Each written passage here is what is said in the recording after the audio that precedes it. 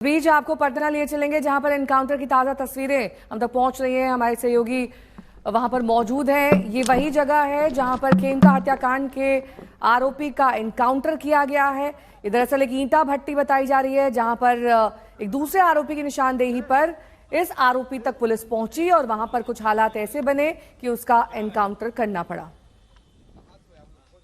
राजा यहीं पर मार गिराया गया। ये पूरा इलाका आपको दिखाते हैं, एकदम सुनसान इलाका है, गंगा के किनारे का ईंट भट्टे का ये पूरा इलाका है। यहाँ ईंट का निर्माण होता है। हालांकि बारिश के वक्त ईंट का निर्माण बंद हो जाता है, इसलिए अभी यहाँ निर्माण का कार्य नहीं चल रहा था। लेकिन यहीं पर जो राजा और विकास छिपा हुआ था, संभव है कि उसके कोई और साथी भी यहाँ हो। हालांकि पुलिस ने इस बारे में अब तक कोई जानकारी नहीं दी है। लेकिन जो पटना पुलिस और एसआईटी की टीम थी वो जब यहाँ पहुंची तो इसी इलाके पर फायरिंग हुई। आपको दिखाते हैं दूसरी तरफ, नदीम को कहेंगे थोड़ा आगे आकर के दिखाएं। देखिए ये इलाका है, यहाँ से पुलिस ने सबसे पहले यहाँ से सरेंडर करने के लिए कहा विकास उर्फ राजा को, चूंकि उसको मालूम था कि उमेश ने निशानदेही की थी कि यहीं पर वो लोग हैं। और यहाँ जब पुलिस आई तो फायरिंग सबसे पहले की गई और नतीजा देखिए, यहाँ पर जो अपराधी छिपे हुए थे उनकी तरफ से फायरिंग की गई और उसके बाद जवाबी फायरिंग, और जवाबी फायरिंग में यहीं पर विकास उर्फ राजा जो है वो उसको गोलियां लगी। और इस वक्त हम आपको ग्राउंड रिपोर्ट के जरिए दिखा रहे हैं। देखिए एक बार फिर से कहेंगे नदीम से, एक बार दिखाएं। देखिए A, B और C, D, E तमाम मार्कर, ये पूरा एक मार्कर जो है वो यहाँ पे दिखता है। यानी इसी जगह पर जो विकास उर्फ राजा है उसके साथ मुठभेड़ हुआ, उसको गोलियां लगी, बाद में वो उसकी मौत हो गई और इस वक्त पटना के एनएमसीएच में उसका पोस्टमार्टम कराया जा रहा है। तो ये अपने आप में एक बड़ी सफलता भी है पटना पुलिस के लिहाज से। लेकिन जो तमाम पटना पुलिस के अधिकारी हैं वो अभी भी छापेमारी में लगे हुए हैं और उनका फोकस इस बात को लेकर के है कि जो अन्य आरोपी हैं वो कैसे गिरफ्त में आए। हमने पहले भी बताया था कि एक शूटर और 2 लाइनर की बात सामने आ रही थी। कल उदयगिरी अपार्टमेंट भी पटना पुलिस पहुंची थी और वहां पर एसआईटी की टीम ने दबिश दी थी। जो फ्लैग नंबर 601 है वहां पर दबिश दी गई थी। लेकिन अब ये इस वक्त देखिए पटना पुलिस के लोग यहाँ मौजूद हैं। सहयोगी नदीम से कहेंगे आगे आकर के दिखाएं, थोड़ा सा उस इलाके को दिखाना चाहते हैं ये कौन सा इलाका है। ये देखिए, ये गंगा पथ है, जेपी गंगा पथ, मरीन ड्राइव जिसको बोलते हैं, और यहीं से सटा हुआ है, गंगा किनारे का इलाका है। और जो जानकारी सामने आई थी कल शाम में, हमने बताया था कि हथियार भी इसी इलाके से बरामद हुआ। विकास उर्फ राजा के बारे में कहा जा रहा है कि जो हथियार है उसी ने मुहैया कराया था और जो उसकी मुठभेड़ में यहाँ पर जो मौत है वो हुई है। आप लोग कब से हैं यहाँ, कुछ बताएंगे क्या हुआ? यहीं पे एनकाउंटर हुआ था सर। ये पुलिस के अधिकारी हैं, कुछ बोल नहीं रहे हैं, हालांकि ये यहीं पे हैं इस वक्त। और ये पूरा इलाका जो सुनसान इलाका है, यहीं पर अपराधी छिपे हुए थे। फिर एक बार कहेंगे सहयोगी नदीम से दिखाएं। ये देखिए, ये जो ईंट भट्टे का चिमनी होता है वो है। अभी फिलहाल बारिश का मौसम है इसलिए ईंट का निर्माण कार्य बंद था, इसीलिए इस जगह को छिपने का ठिकाना बनाया विकास उर्फ राजा ने और पुलिस के साथ एनकाउंटर में वो ढेर हो गया है। एक बार थोड़ा सा ऊपर चढ़ेंगे और यहाँ से दिखाने की कोशिश करेंगे कि ये किस तरह का इलाका है ऊंचाई से, कि यहाँ से देखिए, ये सहयोगी नदीम दिखाएं थोड़ा सा। ये देखिए, ये पूरी तरह से छिपने के लिए मुफीद जगह थी और इसी वजह से यहाँ जो है वो विकास उर्फ राजा छिपा। हालांकि पटना पुलिस और एसआईटी शूटर उमेश की निशानदेही पर यहाँ पहुंची और यहीं पर मुठभेड़ हुई और मुठभेड़ में विकास उर्फ राजा ढेर हो गया है। पटना पुलिस इस हाई प्रोफाइल मर्डर केस में कब ऑफिशियली खुलासा करती है, इस पर हमारी नजर बनी हुई है और हम कोशिश लगातार कर रहे हैं ग्राउंड रिपोर्ट के जरिए दिखाने की, बताने की कि दरअसल पुलिस के लिए भी कितनी बड़ी चुनौती रही।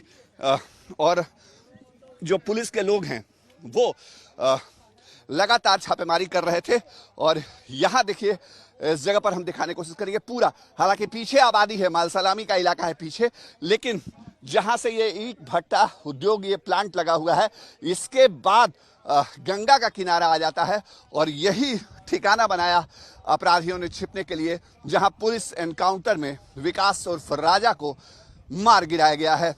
सहयोगी कैमरा पर्सन नदीम आलम के साथ शशि भूषण, पटना सिटी, आज तक। तो ये ग्राउंड से आप रिपोर्ट देख रहे थे शशि भूषण की। यहीं पर एनकाउंटर हुआ था खेमका हत्याकांड के आरोपी का।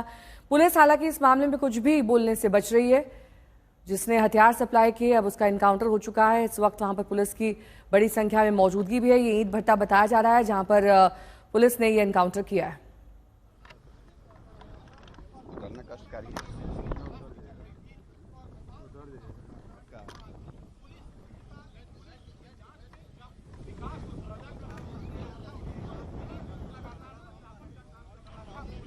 बहुचर्चित ये खेमका हत्याकांड, कारोबारी की हत्या कर दी गई थी। अब कई आरोपियों की धरपकड़ जारी है, गिरफ्तारियां हो रही हैं और उस बीच एक एनकाउंटर भी इस ईंट भट्टी में हुआ है।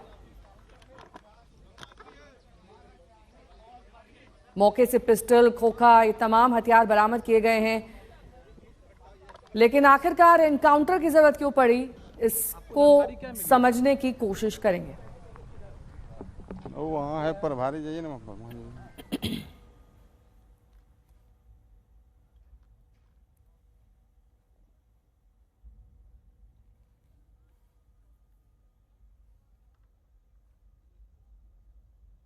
शशि भूषण मेरे सहयोगी जुड़ गए हैं तमाम जानकारी के साथ। शशि भूषण, आप खुद मौके पर मौजूद हैं, ग्राउंड जीरो पर हैं। पुलिस आखिरकार इस मामले में कुछ भी कहने से क्यों बच रही है?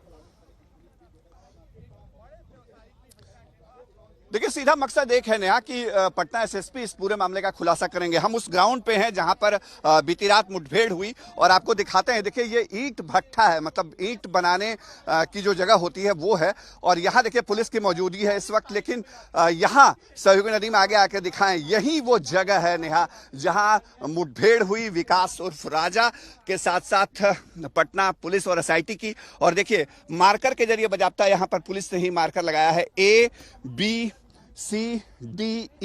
मतलब ये कहा जा सकता है कि कई गोलियां यहां चली हैं और इस पूरे इलाके को चिन्हित किया है एनकाउंटर के बाद पुलिस ने। और यहीं पर जो विकास उर्फ राजा है वो छिपा हुआ था। आपको थोड़ा सा दिखाते हैं, दर्शकों को बताते हैं दरअसल ये इलाका है किस तरह का। देखिए, ये ईंट भट्टे की चिमनी है और पीछे की तरफ आबादी है, लेकिन दूसरी तरफ, मतलब हमारे कैमरे से अगर हम दूसरी तरफ नदीम को बताने के लिए कहें, ये दूसरी तरफ गंगा का किनारा है। लेकिन ये चिमनी जो है ईंट की भट्टे की, ये बारिश के दिनों में बंद हो जाती है। यहाँ प्रोडक्शन इस वक्त नहीं हो रहा था। अमूमन जब प्रोडक्शन होता है तो यहाँ मजदूर रहते हैं और यहाँ पर काफ़ी चहल पहल रहती है रात के वक्त तक। लेकिन बारिश के मौसम में मानसून आने के बाद ईंट भट्टे उद्योग पर रोक लग जाती है और यही वजह थी कि ये सुनसान इलाके को, इस ईंट भट्टे को चुना विकास ने छिपने के लिए, राजा ने छिपने के लिए। हालांकि उमेश की गिरफ्तारी हो गई थी। उमेश को लेकर के एसआईटी की टीम लगातार छापेमारी कर रही थी, उसकी निशानदेही पे अलग अलग जगहों पे। रात 12 बजे उदयगिरी अपार्टमेंट भी पहुंची थी पुलिस और एसआईटी। और उसके बाद संभव है कि विकास उर्फ राजा के बारे में जानकारी मिली हो। और जो हमारी जानकारी, हम तक जो जानकारी मिली है नेहा, इस जगह पर आकर के पटना पुलिस ने विकास को मैसेज देने की कोशिश की कि आप सरेंडर कर दीजिए, लेकिन सामने से फायरिंग हुई और नतीजा ये हुआ कि विकास उर्फ राजा को गोलियां लगी पुलिस के एनकाउंटर में। और ये पूरा इलाका है किस तरह का, थोड़ा आगे चल के दिखाते हैं आपको। इस ईंट भट्टे शशि भूषण, कितने बजे की ये घटना है, कब ये सब कुछ हुआ है? ये तकरीबन 2:45 बजे की बात बताई जा रही है। ऑफिशियली जो जानकारी दी है पटना पुलिस ने, पुलिस हेडक्वार्टर ने, उसमें बताया गया है। सुबह पटना पुलिस के जो आला अधिकारी है, एसएसपी हैं, अन्य लोग भी पहुंचे थे। देखिए, तमाशबीन भी इस वक्त खड़े हैं। ये जो पूरा रूट है माल सलामी वाला, उस पर सड़क पर लोगों को लग रहा है कि यहाँ आखिर क्या हो गया है। और एक बड़ी कामयाबी भी कह सकते हैं और एक चुनौती अभी भी है पटना पुलिस के सामने कि इस पूरे मामले में जो मास्टरमाइंड हैं, जो लोग शामिल रहे, जिनकी भूमिका रही, उनको कैसे एक्सपोज किया जाए, उनको कैसे सामने लाया जाए, पूरी थ्योरी क्या रही, उसको बताना होगा पटना पुलिस को। और उम्मीद ये जताई जा रही है नेहा कि पटना के एसएसपी जो एसआईटी के अधिकारी हैं उनके साथ आज प्रेस ब्रीफिंग करके पूरे मामले का खुलासा कर सकते हैं। जी, वहां पर मौके पर आपने पुलिस अधिकारियों से जब बातचीत करने की कोशिश की, क्या जानकारी मिली? कुछ इंडिकेशन मिले कि 2:45 बजे किस सूचना के आधार पर वो यहां पर पहुंचे? क्या कुछ हुआ? सीक्वेंस क्या था? नहीं, देखिए, पटना पुलिस ने बहुत ऑफिशियली बिहार पुलिस की तरफ से एक प्रेस रिलीज दिया गया है और उस प्रेस रिलीज में जो जानकारियां दी गई हैं वो बहुत लिमिटेड हैं। यानी ये कि इस पूरे मामले में आगे जब खुलासा एसएसपी करेंगे, एसआईटी के जो अधिकारी हैं वो करेंगे, तब चीजें क्लियर की जाएंगी। लेकिन हाँ, अभी जो जानकारी पटना पुलिस की तरफ से दी गई है उसमें यह बताया गया है कि इनपुट मिला था, पुलिस को जानकारी मिली थी कि माल सलामी के इसी इलाके में विकास उर्फ राजा, मतलब उसके छिपे होने की जानकारी सामने आई थी। 2:45 बजे रात में 2:45 के लगभग यहाँ पर। ठीक है, मैं रोकूंगी आपको। इस बीच पुलिस की तरफ से क्या बयान आ रहा है? पटना के एसएसपी कार्तिकेय शर्मा से बातचीत की मेरे सहयोगी रोहित सिंह ने, सुनिए। सर, रोहित बात कर रहा हूँ आज तक से। सर बताइए सर, क्या इसको थोड़ा सा जानकारी देंगे जरा, मतलब इनकाउंटर में क्या हुआ अभी पटना में? देखिए, मैं क्लियर कर दे रहा हूँ कि जो मेन शूटर है, जो हत्या किए हैं, उनकी गिरफ्तारी हुई है और जो आर्म सप्लाई करने वालों में से उनकी वो जब पुलिस पे थे वो फायरिंग कर दिए थे और उसमें पुलिस के द्वारा उनका फायरिंग में डेथ हुआ है। सर, तो ये जो मेन एक्यूज जो कल आप लोगों ने गिरफ्तार किया, क्या नाम है इनका, कहाँ से गिरफ्तारी हुई है? उमेश यादव है इनका नाम और इनकी गिरफ्तारी इनके घर के पास से हुई थी, वहाँ मालसानी एरिया में। जी। बाकी डिटेल्स हम किसी करेंगे, उसमें आपको सारे जो प्रश्न रहेंगे उससे जवाब दे देंगे उसमें। सर, एक चीज बता दीजिए, तो क्या उसी की निशानदेही पे आज सुबह आप लोगों ने रेड किया था वहाँ? इसमें हम लोग कई लोगों पे काम कर रहे थे, जो भी पहले कर रहे हैं उन सब पे काम कर रहे थे, उसी में हम लोग इनपुट मिला था। इसमें इनके द्वारा जो बताया गया था वो भी ये बात है।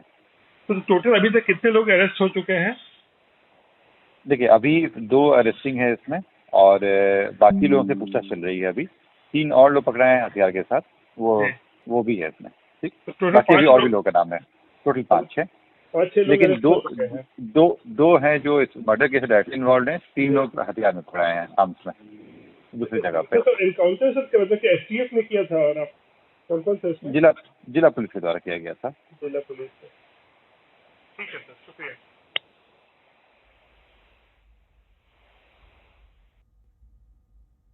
तो आपने देखा कार्तिकेय शर्मा जानकारी देते हुए किस तरीके से एनकाउंटर किया गया, किसकी निशानदेही पर किया गया, क्या जानकारी थी, कितने बजे ये एनकाउंटर हुआ। शशि भूषण मेरे सहयोगी जुड़े हुए हैं तमाम जानकारी के साथ। शशि भूषण, पुलिस ये साफ तौर पर कह रही है कि और कोई चारा ही नहीं बचा था एनकाउंटर के अलावा।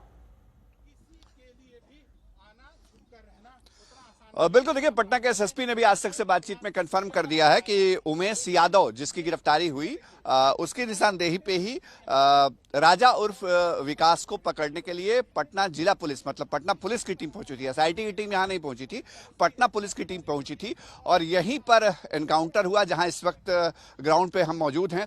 और जो हमने शुरुआत में जानकारी दी थी उसकी पुष्टि भी पटना एसएसपी ने कर दी है कि हथियार की सप्लाई में भूमिका थी विकास उर्फ राजा की, यानी राजा ने ही हथियार मुहैया कराया था उमेश यादव को और उसके बाद गोपाल खेमका की हत्या की गई थी। अब पुलिस कई और डायमेंशन पे काम कर रही है, जैसा एसएसपी खुद बता रहे थे और पहले से हम भी बता रहे हैं कि कई अलग अलग कोण हैं। देखिए, कल रात में उदयगिरी अपार्टमेंट में छापेमारी हुई, जो फ्लैट नंबर 601 है, वो एक कारोबारी का है। अशोक साव कारोबारी बताए जाते हैं। किन परिस्थितियों पर वहां छापेमारी हुई, क्या पुलिस थ्योरी देती है, क्या उद्भेदन में चीजें खुलासा करती है, ये इसके लिए थोड़ा इंतजार करना होगा। दूसरे कनेक्शंस की भी बात आ रही है, क्या वाकई कोई संपत्ति का विवाद था, कोई बिजनेस राइवलरी थी या कोई पॉलिटिकल एंगल था। इन तमाम संभावनाओं या आशंकाओं को लेकर के तरह तरह के सवाल हैं, लेकिन उन सवालों का जवाब या उस पर लगाम सिर्फ और सिर्फ पटना पुलिस लगा सकती है, बिहार पुलिस लगा सकती है। पटना एसएसपी जब ब्रीफिंग करेंगे, जानकारी देंगे तो इस बारे में हर सवाल का जवाब वो देंगे भी। 2 लोगों की गिरफ्तारी उन्होंने कंफर्म करी है। राजा उर्फ विकास मुठभेड़ में मार गिराया गया है और इस वक्त पटना पुलिस इससे आगे कुछ बताने को तैयार नहीं है। नेहा, साथ ही मैं आपसे ये भी जानना चाहूंगी, ये जो मर्डर हुआ है, एक चर्चित कारोबारी का हुआ है, इसके पीछे की वजह क्या है? क्या एक्सटॉर्शन वजह है या कुछ और वजह सामने आ रही है? इसमें देखिए कई पहलू हैं नेहा। आप इस बात को हमको नहीं भूलना चाहिए कि 2018 में गोपाल खेमका के बेटे गुंजन खेमका की भी हत्या हुई थी और उसी पैटर्न पे हुई थी, उसी तरीके से हुई थी जैसा हमने 4 जुलाई को देखा गोपाल खेमका की जिस तरह से हत्या हुई। अब इन परिस्थितियों में पुलिस के सामने कई अलग अलग कोण हैं कि कैसे वो जांच को आगे बढ़ाती है, कैसे तार से तार जोड़ती है, क्या मोटिव रहा हत्या का, ये पुलिस ही बता सकती है। चूंकि आधिकारिक जानकारी अभी तक है नहीं तो हम इस बारे में बहुत कुछ नहीं बता सकते हैं, लेकिन हाँ, इससे कोई इनकार नहीं कर सकता कि गोपाल खेमका बिहार के बड़े बिजनेसमैन रहे। बिहार में मतलब पटना में उनका सबसे पुराना जो प्राइवेट हॉस्पिटल रहा वो भी रहा, अन्य तरह के कारोबार रहे, तो संपत्ति तो उनकी थी ही, बिजनेस भी था। गुंजन खेमका खुद पॉलिटिकली भी एक्टिव थे, वो बीजेपी से जुड़े हुए थे। जब उनकी हत्या हुई थी तो उसको लेकर के भी बवाल मचा था। लेकिन हाँ, कई कोण हैं। एक अजय वर्मा का भी एंगल है। अजय वर्मा पटना सिटी इलाके का ही कुख्यात है। वहां अजय वर्मा जो बेऊर जेल में है उससे भी पूछताछ जो है वो लगातार करी है पटना पुलिस ने, एसआईटी ने।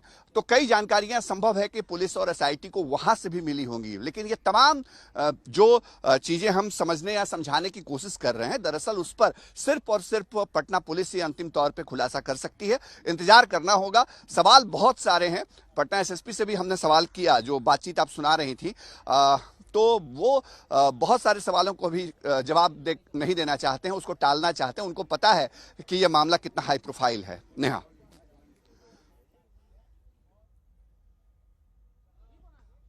शशि भूषण, हाई प्रोफाइल ये मामला है, लेकिन जब ये मामला सुर्खियों में आया तभी इस पर एक्शन हुआ, जिसको लेकर पुलिस सवालों के घेरे में भी थी। काफी वक्त आरोपी नहीं पकड़े गए, फिर अचानक ऐसी क्या लीड्स, क्या सुराग मिले कि एक एक करके सारे आरोपी पकड़े भी गए और ये एनकाउंटर भी संभव हो सका?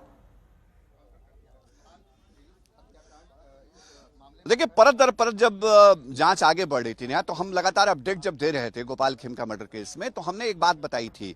हमने कहा था कि कल भी हमने सुबह खबर ब्रेक करी थी कि एक शूटर जो सीसीटीवी कैमरे में कैद था, 11:38 में सीसीटीवी कैमरे में जो विजुअल रिकॉर्ड हुआ उसमें वो गोपाल खेमका के घर के पास इंतजार कर रहा होता है। हेलमेट लगा रखा है पहचान छिपाने के लिए। उसको एकदम सटीक जानकारी मिलती है कि गोपाल खेमका की गाड़ी अब गेट पे आ गई है, गेट खुलने वाला है, रात का वक्त है, 12 बजने वाले हैं। तो जो गार्ड है संभव है कि वो गेट बंद कर चुका होता है और गेट खुलने में जितना वक्त लगता है उतनी देर में ही वो आता है। गोपाल खेमका जो अगली बैठे होते हैं सीट पे गाड़ी के अंदर, उनको निशाना बनाता है और एक गोली में ही उनकी हत्या करके वहां से वो आराम से अपने बाइक से निकल जाता है। अब पुलिस ने जब जांच शुरू की तो उसमें सबसे अहम कड़ी ये सीसीटीवी फुटेज था और एक कदकाठी और एक व्यक्ति उस कैमरे में सीसीटीवी में रिकॉर्ड हो चुका था।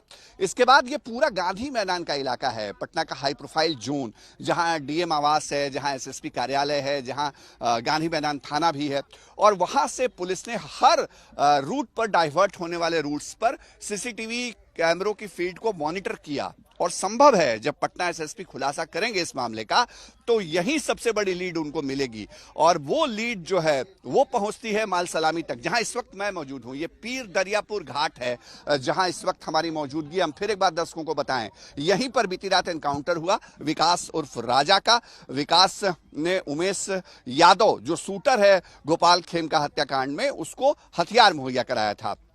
और इसी माल सलामी इलाके से कल उमेश की गिरफ्तारी होती है। उमेश की गिरफ्तारी की खबर जब हम तक पहुंची, हमने ऑफिशियल कंफर्मेशन के लिए बार बार अप्रोच किया, लेकिन पुलिस और एसआईटी के लोग इससे इनकार करते, मतलब कुछ बोलते, इनसे बचते रहे।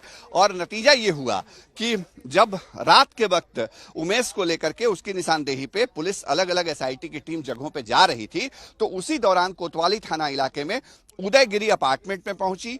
मैं फिर बता दूं, ये वो अपार्टमेंट है जो पटना के एक वीआईपी जोन में आता है, कोतवाली वीआईपी जोन है पटना का। और वहीं पर इस हाई प्रोफाइल लोगों के रहने वाले अपार्टमेंट के फ्लैट नंबर 601 पे दबिश दी जाती है। ताला तोड़ने की कोशिश होती है पुलिस की तरफ से। हालांकि जो ताला तोड़ने के लिए जिसको बुलाया गया था उसने हमारे कैमरे पे कहा कि ताला उससे टूटा नहीं, लेकिन उसके बाद भी पुलिस 2.5 घंटे तक वहां रुकती है, 12:30 बजे वहां से निकलती है। ये फ्लैट बताया जा रहा है कि अशोक साव नाम के एक कारोबारी का है। अब उसका क्या एंगल है, ये भी बात सामने आ रही है कि हत्या की घटना को अंजाम देने के बाद, हत्या करने के बाद जो उमेश है वो इसी फ्लैट पर सबसे पहले गया था, यहीं पर छिपा, उसके बाद वो माल सलामी अपने घर गया। तो क्या कहानी है, कहानी पर से तो पर्दा पटना पुलिस हटाएगी और एसआईटी की टीम जो जांच में चीजें निकाल करके लेके आएगी नेहा, उन चीजों पर हमारी नजरें रहेंगी। जी, ये किसका फ्लैट था जहां पर ये रुका था? फ्लैट के बारे में क्या डिटेल्स मिल रही हैं?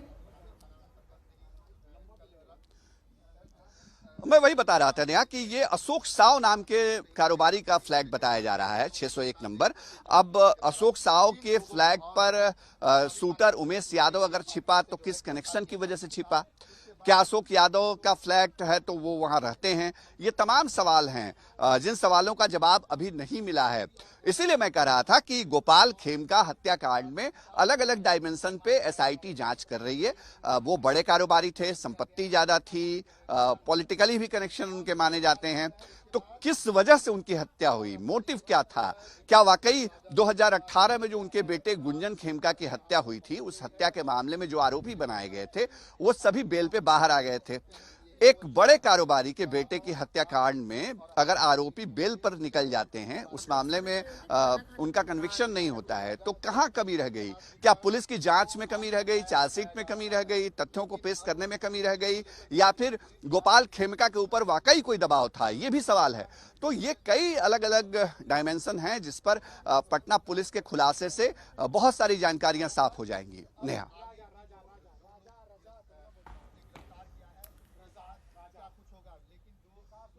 तो पूरी तरीके से अगर ये मामला देखा जाए तो अभी भी कई ऐसी परतें हैं जो खुलनी बाकी हैं। सबसे बड़ा चैलेंज इसमें पुलिस के लिए इस वक्त क्या है? क्योंकि जब तक सभी आरोपी नहीं पकड़े जाएंगे तब तक ये केस क्लोज नहीं माना जाएगा। अभी तो फिलहाल मुकदमा चलेगा, तमाम सबूत रखे जाएंगे, लेकिन अहम सबूत और साक्ष्य क्या हैं और अब आगे की चुनौती क्या है पुलिस के लिए? देखिए, एक बात तो बहुत साफ है कि उमेश यादव की गिरफ्तारी पुलिस के लिए एक बड़ी सफलता है। आप पहले अगर साजिशकर्ता को पकड़ते हैं तो शूटर तक पहुंचना, किसने घटना को अंजाम दिया, इन चीजों की थ्योरी गढ़ने में या जांच को आगे बढ़ाने में आपको वक्त लगता है। लेकिन जब आप मुख्य आरोपी को पकड़ लेते हैं, पुलिस जब ऐसे मामलों में मुख्य आरोपी को पकड़ती है, जो इस मामले में गोपाल खेमका हत्याकांड में शूटर जो है वो उमेश यादव है, तो उसकी गिरफ्तारी के बाद तो अब तार जोड़ने आसान हो गए। और देखिए, मैं इसीलिए कह रहा हूं बार बार कि उमेश यादव की कल शाम में गिरफ्तारी की खबर आई, पटना पुलिस या एसआईटी ने उसको कंफर्म नहीं किया, लेकिन हमें यह लग रहा था कि ये वो तुरुप का इक्का है, ये वो मुख्य आरोपी है जिसके जरिए अब पटना पुलिस इस पूरे मामले को क्रैक कर लेगी। और देखिए, हो भी वही रहा है। रात भर छापेमारी हुई अलग अलग जगहों पे। पटना एसएसपी खुद कह रहे हैं कि हम अभी छापेमारी कर रहे हैं, काम कर रहे हैं उस पे। तो वो उमेश यादव वो कड़ी है जो तमाम इस पूरी साजिश के पीछे, अगर सुपारी उसको दी गई, कॉन्ट्रैक्ट किलर वो है, तो कितने में डील हुई, उसको कितना पैसा पहले मिला, कितना मिलना था। ठीक है, नजर बनाए रखिए कि आप वहीं पर मौजूद हैं जहां पर ये एनकाउंटर हुआ है और उमेश यादव इसमें अहम कड़ी बताया जा रहा है।